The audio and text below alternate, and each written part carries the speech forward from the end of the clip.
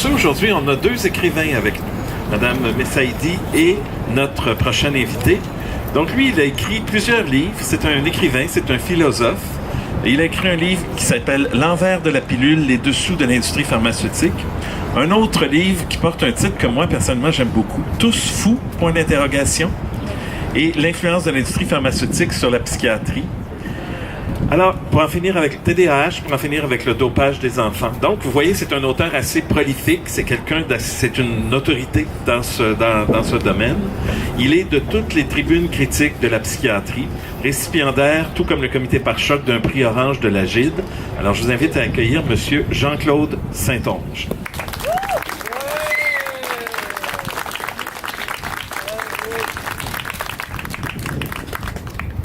Bonjour.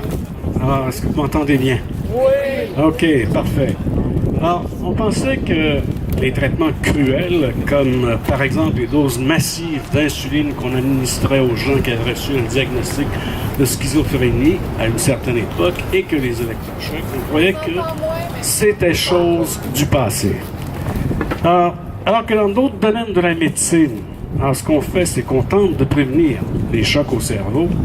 La psychiatrie institutionnelle maintient qu'ils sont thérapeutiques sans pouvoir expliquer par quel mécanisme, finalement, ils seraient bénéfiques.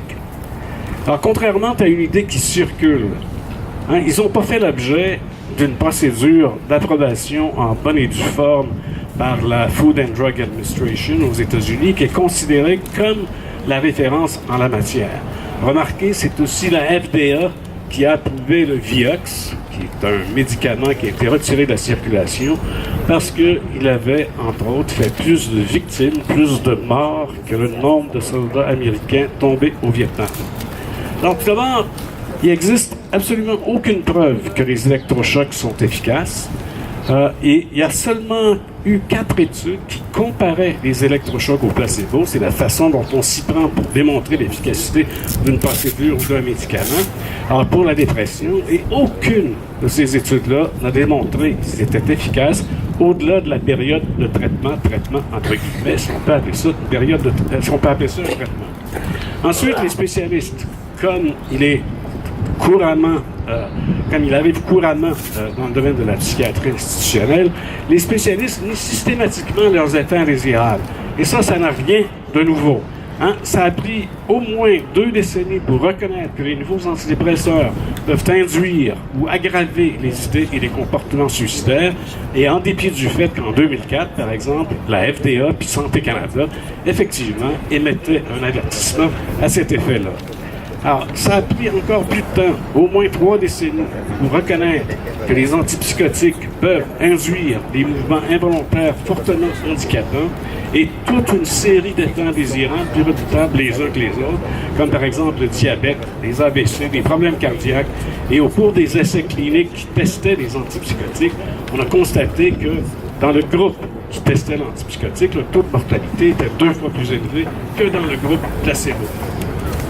La psychiatrie a mise à peu près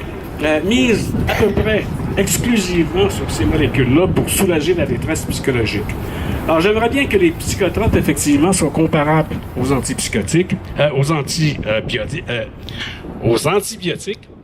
qui, eux autres, guérissent. Mais il suffit de parcourir la littérature médicale et de parler finalement aux personnes qui ont été exposées à ces molécules pour constater que cette peinture en rose est très loin de la réalité. Alors, dans certains cas, en période de crise à court terme, ils peuvent s'avérer utiles pour diminuer les symptômes, mais au bout de 18 mois, 80% des personnes qui ont reçu un diagnostic de schizophrénie abandonnent leurs médicaments par manque d'efficacité ou à cause d'effets indésirables insupportables. Alors, de nombreuses expériences, des études comme l'Open Dialogue, favorisent un emploi parcimonieux, prudent et sélectif de ces molécules combinées à des interventions psychosociales. Et la majorité des personnes qui ont reçu un diagnostic, qui ont vécu un premier épisode psychotique, qui n'ont pas utilisé ces molécules ou qui les ont interrompues, obtiennent de meilleurs résultats à long terme.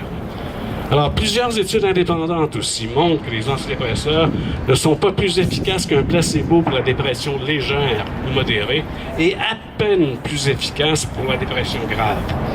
Alors que on sait que, par exemple, la psychothérapie, l'aide des pairs et d'autres interventions psychosociales sont aussi efficaces pour la dépression légère et modérée et dans bien des cas pour la dépression grave.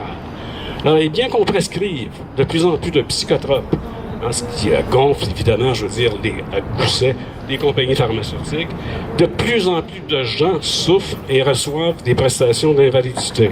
Alors, il serait temps de réévaluer le vieux modèle qu'on a, le vieux modèle biomédical, qui compte à peu près exclusivement sur les médicaments, afin de prendre en compte le contexte social de chaque personne et privilégier les interventions psychosociales pour soulager la détresse humaine.